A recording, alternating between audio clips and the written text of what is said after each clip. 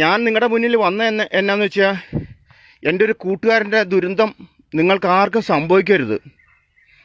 കാരണം എൻ്റെ കൂട്ടുകാരനല്ല, അവനെൻ്റെ കൂടപ്പുറപ്പാണ്. നമ്മൾ ഈ മക്കൾക്ക് വേണ്ടിയാണല്ലോ ഈ ചില അപ്പന്മാർ കഷ്ടപ്പെടണത്. കാരണം മക്കൾ നമ്മുടെ ചോരയാണല്ലോ. അപ്പോൾ ചെറുക്കൻ വീട്ടിൽ കിടന്ന് ബഹളം വെച്ചപ്പോഴത്തേക്കും അവനൊരു ബൈക്ക് വേണം, 3.5 ലക്ഷം രൂപയുടെ ബൈക്ക് വേണം. കൂട്ടുകാരന്മാർക്കൊക്കെ ഉണ്ട്, മേടിച്ചു തരണമെന്ന് പറഞ്ഞ് എൻ്റെ കൂട്ടുകാരൻ കടവും വിലയൊക്കെ മേടിച്ച് ഇവന് ഒരു എന്തോ 3.5 ലക്ഷം രൂപയുടെ ബൈക്ക് മേടിച്ചു കൊടുത്ത് ഇവൻ ആ ബൈക്കിൽ കയറി റോക്കറ്റ് പോകണ മാതിരി റോട്ടിയിട്ടങ്ങ് പോയിട്ട് ഒരു ബസ്സിൻ്റെ അടിയിട്ട് കയറിയിട്ട് റോക്കറ്റ് പൊട്ടണ മാതിരി അവനങ്ങ് പൊട്ടി.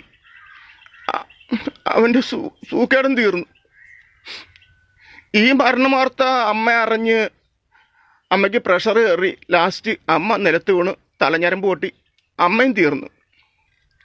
ഈ ദുഃഖവാർത്ത അപ്പനറിഞ്ഞ് ലാസ്റ്റ് അപ്പന് താങ്ങാൻ വയ്യാണ്ട് നീറി ഒരു കത്തെഴുതി വച്ചിട്ട് അവൻ ആത്മഹത്യ ചെയ്ത് കത്തിലെന്താ എഴുതി വെച്ചതെന്ന് അറിയാമോ? അവൻ കാരണമാണ് അവൻ്റെ മോൻ മരിക്കാൻ കാര്യമൊന്നും. ശരിയല്ലേ? നമ്മൾ മക്കളെ പട്ടിണി എന്താണെന്നോ ദുരിതം എന്താണെന്നോ പ്രയാസങ്ങൾ എന്താണെന്നൊന്നും നമ്മൾ അറിയിക്കുന്നില്ല. അതാണ് തെറ്റ്. മറിച്ച് 2 ദിവസമെങ്കിലും ഈ മക്കളെ പട്ടിണിക്കിട്ടിട്ട് വിശപ്പിൻ്റെ വിളി എന്താണെന്ന് അവർ അറിഞ്ഞായിരുന്നെങ്കിൽ ഇങ്ങനെ സംഭവിക്കില്ല. നമ്മളെ അവർ ഓർത്താനെ.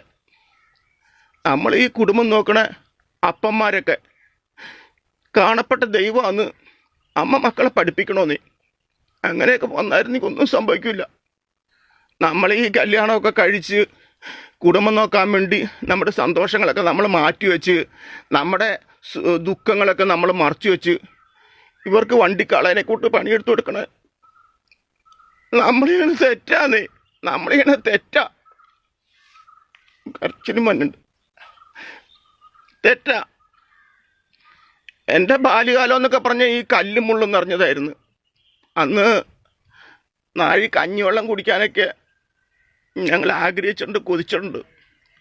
അന്ന് ഞങ്ങൾ വിശപ്പ് അടക്കണേന്നാന്ന് വെച്ച് കഴിഞ്ഞാൽ ചക്ക, മാങ്ങ, കപ്പ, ആഞ്ഞിലിപ്പഴം, കൊട്ടങ്ങാപ്പഴമൊക്കെ വയറ് നിറച്ച് നിന്ന് വെള്ളവും കുടിച്ചാണ് വിശപ്പ് മാറ്റണത്. അന്ന് ഞങ്ങളുടെ പെരയൊക്കെ ഓലപ്പരയാട്ടോ.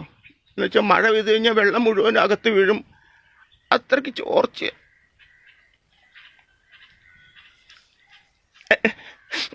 അത്രയ്ക്ക് ചോർച്ചയാ. നിങ്ങൾക്ക് അതറിയില്ല. പല രാത്രികളിലും